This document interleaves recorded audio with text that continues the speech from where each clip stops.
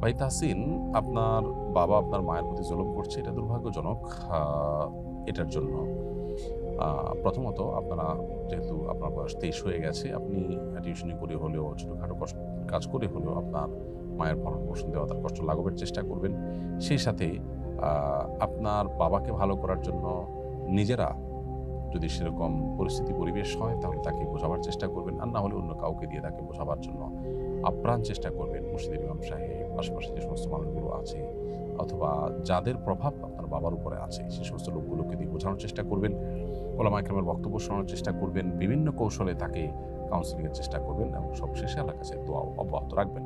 এরপরও যদি কোনো উপায়ে তিনি সংশোধন না হন তাহলে সেক্ষেত্রে সন্তান হিসেবে বাবার শাসনের দায়ভার আপনার কাঁধে নেওয়ার সুযোগ কিন্তু নেই। সবর আপনাদের করতে হবে এবং আপনার মাকেও সেই সাথে বোঝাবেন যে দুনিয়া এটা জান্নাত নয়, সেখানে সবকিছু মন মতো হয় না, বিধায় সবরের কোনো বিকল্প ইমানদারের জন্য নেই, বিধায় সবরের পথটাকে অবলম্বন করতে হবে।